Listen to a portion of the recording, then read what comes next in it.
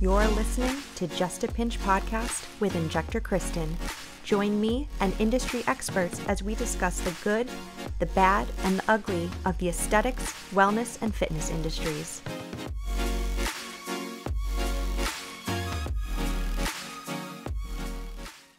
All right. Hello, hello.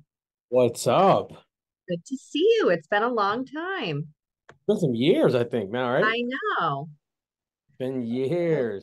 Welcome to Just a Pinch podcast. I'm so happy to have you on. You're my first fitness guest, which Yes. is something I totally wanted to incorporate Nice. into this whole podcast with my listeners. So, just to introduce you to everybody, this is Drew Cost from Drew Cost Fitness. And Drew was actually my first fitness coach when I moved to Connecticut from Massachusetts. Oh, So he taught yeah. me my very first class as a new resident of the state. I So remember. tell me a Wow. little bit about your background. So my name is Drew Koss. I'm honored to be on this podcast. A little bit of my background. I've been fitness coaching for about 12 years. More so when I met Kristen, Olympic lifting and CrossFit and things like that. And then slowly transitioned into just fitness boxing and content creation. So a little shift, but still in the fitness arena. That's great. And how did you get your start in fitness? Like on a personal level, not in training, but when did fitness become a part of your life? About 2008, someone had made a bet with me that I couldn't last in the gym longer than 3 months. And I ended up winning the bet because I lasted longer than 3 months. And then after that, I just fell in love with the challenge of it, the whole aspect of being able to change how my body looked or to change just how strong I could become. And after that, I stayed with it after that. So it became a part of my life in 2008 and it hasn't left. It's changed, hasn't That's left. fantastic. Kind of more. Now, you used to do some bodybuilding, didn't you? Yeah, I used to compete in bodybuilding about 2011. Um, I liked that. I didn't like the actual being on stage part because it's just so different, Mm-hmm. different. But that was my first competition scenery was bodybuilding in about 2011. Oh, that's great. So, do you have kind of a personal philosophy or mission statement for your professional fitness life? Mine's is it should make sense for the season in your life. Um, Fitness will change. Well, actually, fitness doesn't change. How you view it might change based on how much time you have in life, if you're doing different business ventures, all that stuff. Case in point, I think you and I used to be diehard CrossFit fans. Oh, yeah. And when we met and would Yep. spend hours working out, I Mm-hmm. don't think we're doing that at No. time of our lives. Yeah, it's completely different. And like I really resonate with what you said there because like my personal fitness journey has changed Mhm. dramatically over the years. It was, harder, faster, stronger, max out, get as strong as possible, just try to be the best, competing with yourself, competing with everybody else, just like Yep. go, go, go, go, go. And then it was like, it takes an injury to all of a sudden pump the brakes and say, oh, I can't do that anymore. Yeah. I need to take a step back and reevaluate everything that I'm doing fitness wise. And Yeah. it can be hard, but it's something that you have to do. So, I mean, I've personally morphed from CrossFit to Olympic lifting, dabbled back more into what I'm not going to call it CrossFit, but more strength and conditioning. Yeah. Was kind of doing my own thing. I was coaching others within Olympic lifting over at CrossFit Nice. Relentless.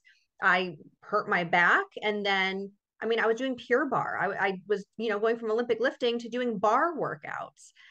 So it was what I had to do to change throughout the seasons of my life and what I Yeah. could do at the time.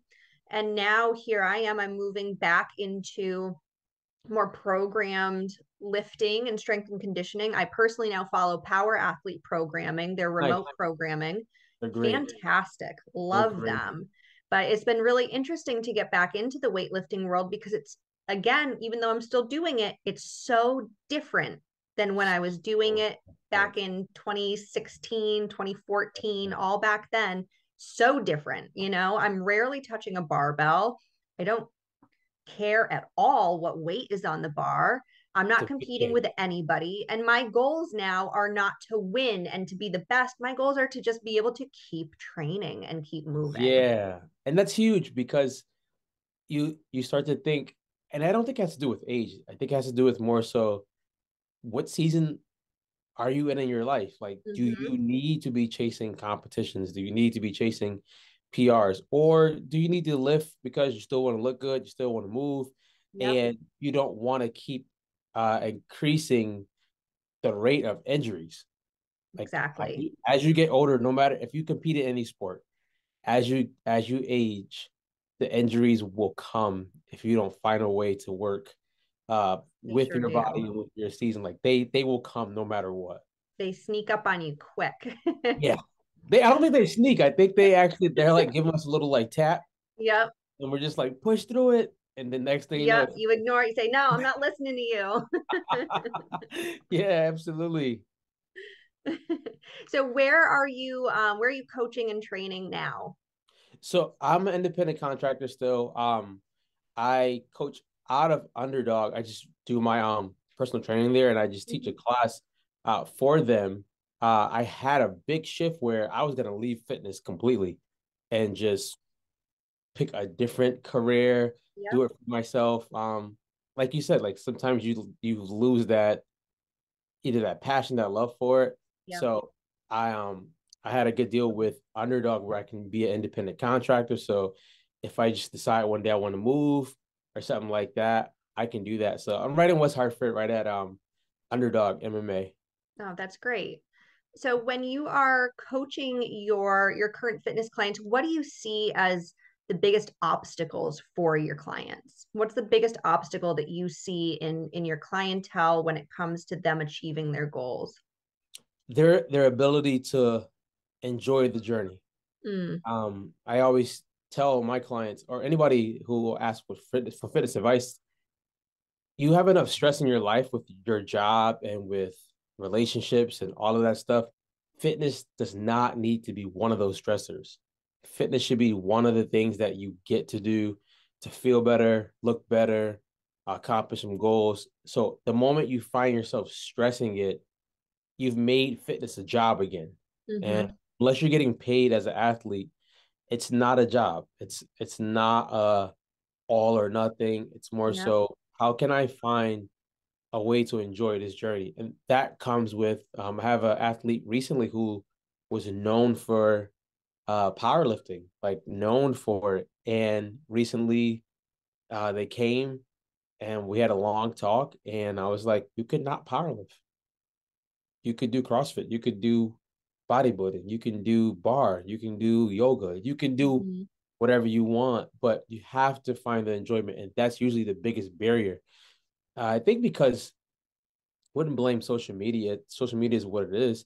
I think people just see people looking a certain way Yeah. and they think they have to look like that to Mm-hmm. see that they've been doing fitness, which is the biggest obstacle.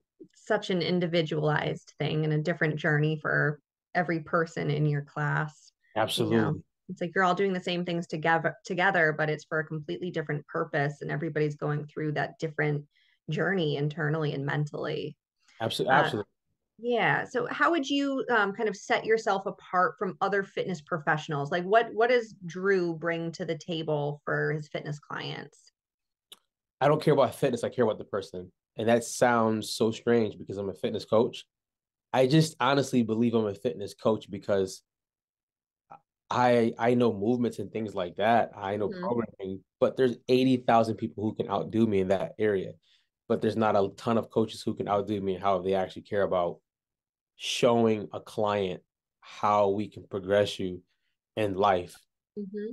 outside of your barbell lifting or your boxing or things like that. So just caring and honestly, I know strength training more than I do fitness boxing, but Hmm. fitness boxing separates me because most people don't want to do that. Yeah. That's an easy way, but just showing someone like, hey, we can help you in life too, so that you look at fitness as a holistic picture versus just go hit the barbell, just hit the bag. It becomes more so something that you can use for your entire life. So you're almost kind of more of a life coach with a fitness bias. That's exactly what it is. So you're kind of coaching people through life and their difficulties and journeys and obstacles and utilizing fitness as a tool to do that. You hit it on the nail. you, you Perfect. you hit Yeah, I it mean, on that's the nail. great. I mean, honestly, so many coaches out there, and I've met a lot of them, they almost take, and I mean, and I can understand this where they take it personally that they want you to be succeeding, but success to them might be, you winning a competition or you putting a number on the bar, when that might not be why you're there. So Yeah. it's nice to have a wide variety of different types of coaches out there that can resonate with what your different goals are. And if your goal Yeah. is to win, a powerlifting competition, obviously your coaching is going to be a little bit different. But if you're looking to just try to be healthy and to get your mind right, I like your approach. Yeah. My whole thing is, well, I've met you maybe in 2000 and maybe 13, 14 around there. 2013, 14. Yeah. And we're on a podcast in 2022. Yep. Goal is to build relationships. Mm-hmm. Build relationships that can last longer than us crushing PRs together. Or I tell people, if your goal is to be a number one competitor, I'm not your coach. Yep. I will give you advice to let you know how hard that avenue is going to be in case you want to change it. It's not Mm-hmm. going to be a walk in the park like just because I want it, it's going to happen. So Yeah. my thing is, if I build relationships with those people, they may leave and I may still be a good friend to them, or they may realize he helped me out with some area in my life that I can take further than I took like that last PR I just had. Mm-hmm. So for somebody that has like just been on the couch, maybe fitness hasn't been a part of their life ever, or maybe it was a long time ago. Maybe they were a high school athlete, but decades have gone by. Life gets in the way, family, kids, work, everything. And you're taking somebody now that has had a sedentary lifestyle, maybe not the healthiest lifestyle. Where do you start with them? Like, what's step one? Step one is honestly, let's figure out some rewards you want. I like to start off with rewards because there's an incentive now to get you to move. Mm-hmm. Step three would be, can we accomplish a 10-minute walk once a week? Yep. Down, and you can break that up 7 days a week. It's like a half Mm-hmm. a minute or whatever. And then the third one is accountability. Let's check in to see if we actually did that. Most people will surpass that. Yep. So like I can do a 10-minute walk 3 times a week. Cool. I'm only asking for one. I can check in. Cool. But doing that is you have to make getting to the door so easy that they feel that I'd be cheating everyone if I didn't get to that door. If I can't Mm-hmm. make it, get to the gym 5 days a week. That's hard for an athlete sometimes, Yeah. let alone someone sedentary. So really, really small. What's the rewards you want? Can we get you to move 10 minutes a week? And then can we get you to check in? Usually that pattern, we just start to simply increase, and then we just keep putting the ball in their court. What's Mm-hmm. your new reward? What's the goal you want to go towards? How many minutes you want to work out this weekend? People end up having a lot of success that way. They don't need to be having a huge goal that's going to make them go back to the couch. Yeah. Yeah. I think that's really important for people, starting out fresh, or even somebody like myself who took a lot of time off of regular training due to injury and life. Trying to get back into it is like the hardest part. Getting started is so hard, and it's not physically hard. I mean, sure, you're going to feel sore, you're going to Yeah, go through the motions, but it is so mentally challenging to change a routine, to start yeah, to do something regularly, to do that thing that's uncomfortable, yeah, yeah, that yeah. thing that's going to make you tired. You're exhausted, you've had a long day at work or with your kids or your family and all your other responsibilities, and you know what you have to do. you have the time to do it. There's no reason why you shouldn't be there. Uh, and you just struggle mentally to get yourself there. So I think it's so important to have those really small, attainable goals. Yeah, absolutely. You want to check off more boxes. You don't want to feel, because if you start failing right off the bat, you're going to get super discouraged and it's over. It's game over. You don't want to keep going. And you're like, screw this. I'm going back to the couch. Yeah. So having that positive reinforcement, and I don't like to look at it as like, oh, do you need a cookie? You always need a reward. You need a medal to do something. But I don't think it's that level. I think it is tiny micro dosing of rewards of being like, I did that. And now I can feel proud. That's it. The So amount you of get that pride, you feel good and you want to keep doing it. the amount of stress that people have gone through from the pandemic up until now is not even over in their heads. Yes. So to expect so much out of a human right now is a challenge in itself. Something that you said that was key, like getting back into fitness can be mentally hard because you're fighting against. I used to be going 6 days a week. I used to be unstoppable, cleaning, jerking this amount of weight. Yep. And I told a friend of mine recently, he's gotten back into fitness. I just told him, don't ever look at starting over. Just look at, I'm starting from where I'm at in my life right now. Yes. That's all. You don't need to break any records. You don't need to demolish any of your old numbers. It's just where you're at. But like you said, with the reward, I'm not going to tell the person like, hey, every week you should reward yourself with 2 double cheeseburgers. And the reward should be like, all right, let's a reward that I've used for a lot of times. Every time I work out, I used to put $1 in a jar. Yeah. Oh, that's a good one. And by the end of like 40 days, I look at the jar and I'm like, all right, this is something that I earned. I would go get myself something fitness related. Yep. You just pour back into it. So humans need rewards. They just can't be like you went for at day 80. I can't be rewarding you for taking a 1 minute walk. No, I agree. We kind of have to have a sliding scale here. Yeah, it has to be like, all right, cool. Like we should have progressed, but people have stress. That's where the life coaching comes in at. I know people have had a lot of stress and a lot of personal changes. So asking them to do something big is foolish at that time. They can't do it at that time. I know in some of my experience with coaching other people, and I don't even need to ask you if you've experienced this. I know you have. You've seen a client break down in front of you and it's not because they physically can't do something or they're about to drop on the floor. It's up here and they get in their own way and they feel overwhelmed by what is being asked of them, or they've never had to push themselves mentally through this level of physical pain. Sometimes exercise hurts, not in a bad way, but in a positive way. But it's a new sensation, and it can be really overwhelming and emotional for some people.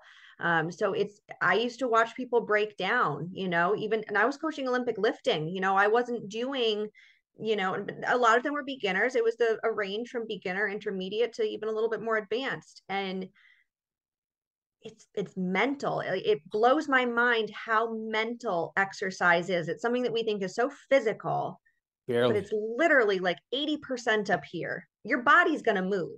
Even if you're overweight, out of shape, you struggle with range of motion, you're going to get there just by showing up and doing it. Your body's going to change. You don't have to do that. Your body's going to change without you even having to think about it. But it's your mental mindset and that mental toughness and just going through and releasing like trauma. I find that exercise can really release a lot of trauma. And when you're breaking down from going through something really difficult physically within this moment, you're releasing things from inside of you that have been trapped in there for a long time. And you're bawling on the floor. You're not bawling on the floor because you couldn't do that extra push up. That is not why you are in tears. You are in tears because you are having that trauma release and that emotional release. Absolutely. And I think that, there's so much therapy that goes into exercise and just general training. that's what made me go the route of life coaching inside of it.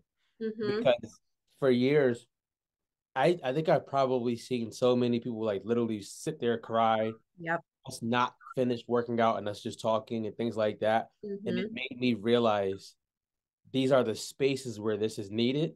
Yeah. Um, because most people won't just hire a life coach. Yep.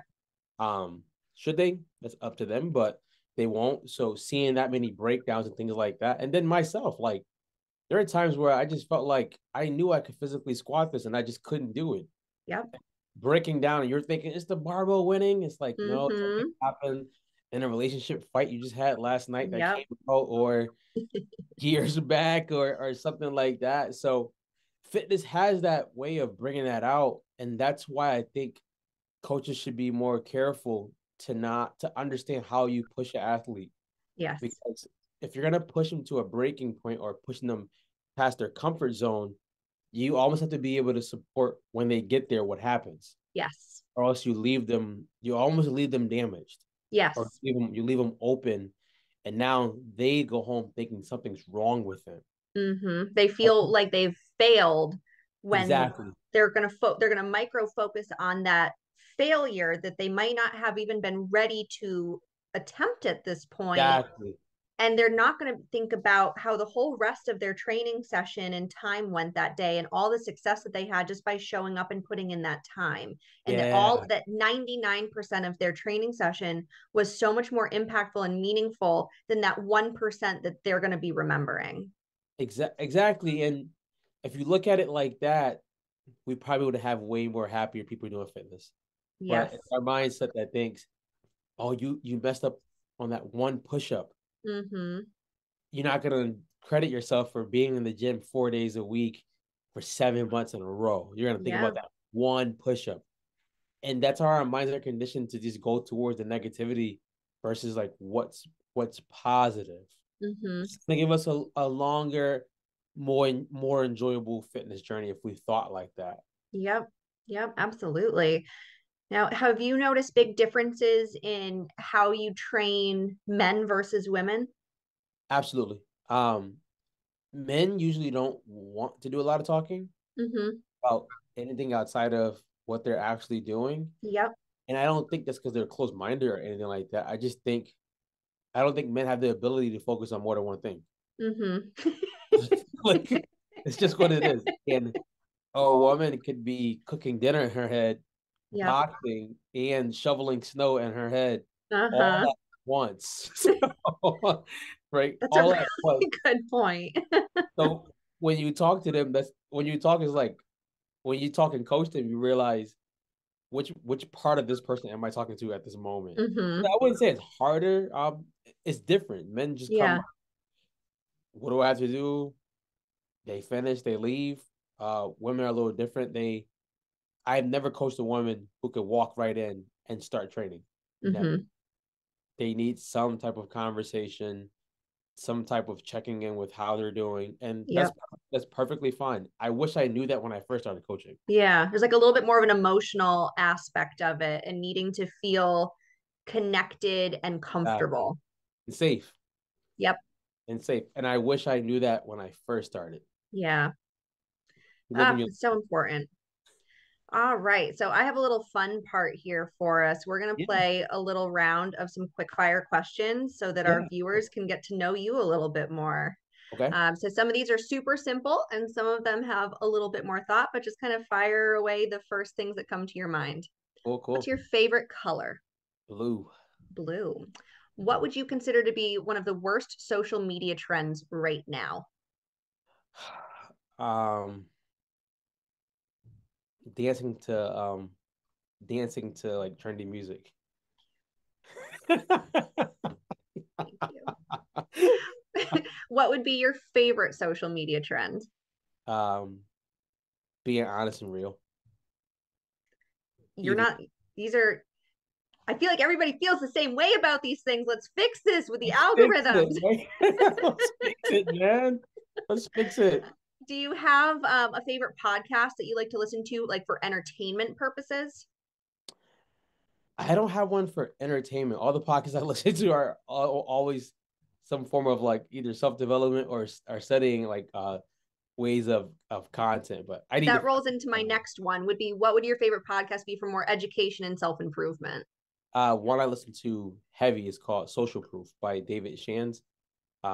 I listen to that, and Alex Hermosi has one. Those I can live on those probably for the rest of my life. Just add those to my list. They're great. Are you reading anything right now? I am. I'm reading a book by Adam Grant called Rethinking. I think that's the title. It's in my car right now, and it's amazing. Mm. Amazing. Do you have an all-time favorite book? I do. Seven Habits of Highly Effective People by Stephen Covey. That book changed my life a lot. Excellent. Excellent choice. What would your favorite word be? Transformation. What would your least favorite word be? Ugly. What's your favorite movie? Rocky Four when he fights Ivan Drago. Oh, it's the best one. Best one. Who's your favorite musical artist? Robert Glasper. He's a jazz artist. Love some good jazz. You'll love him. Do you have a favorite artist, non-musical?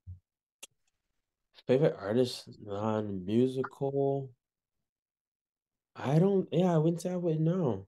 Don't follow just like the regular art. Not many people do.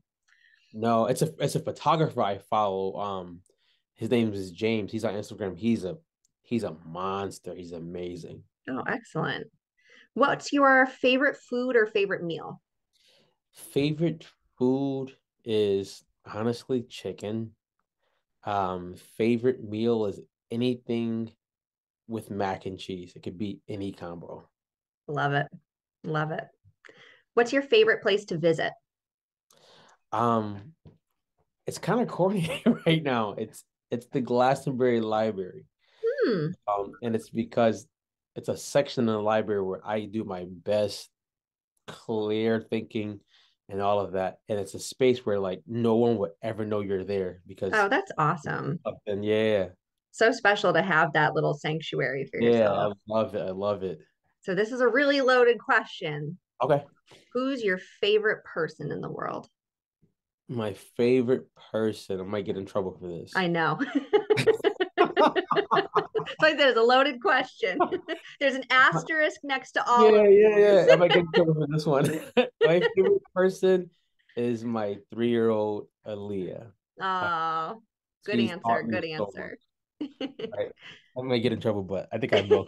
You can't get in trouble for your I know, daughter right? being All your right, right. favorite. What gives you purpose? Knowing that my voice matters and it can help someone get through some difficulties in life. If you could give your 18-year-old self some advice, what would it be? Network more, take more risk. Don't be scared of being different. Good. Who's your role model? My role model is my mom. I think I've seen my mom fight through. I can't even like name the amount of trials and storms and all of that stuff, and to see her get through them and not be bitter because Mm-hmm. is someone I aspire to be like. It sounds like she just has that positive attitude and positive outlook. I don't know what it's called, but I couldn't have that. So we have a super, super important final question. Yeah, Chocolate or vanilla? chocolate all day. Good choice. All Yes. right. Any last final words, Drew? This was really great. It was so good to catch up with Oh, you. thank you. Thank you. Last words. I'm so proud of Kristen for what she's doing. And I know this podcast is going to touch tons of lives. I'm so happy she started it. And Oh, anybody who's listening, be great wherever you are at. Love yourself and love other people. no, love that. Thank you so much for joining me. My Let's plan on pleasure. having you back, Yeah, a couple months from now. Let's chat again. I feel like our conversation could very easily go on for more. absolutely. Okay. I'd be honored. All right. Awesome. It was so good to see you, Drew. And let's touch base. Okay. Have a good one. All right. Take care. Just a Pinch podcast was written, recorded, edited, and produced by Kristen Gem.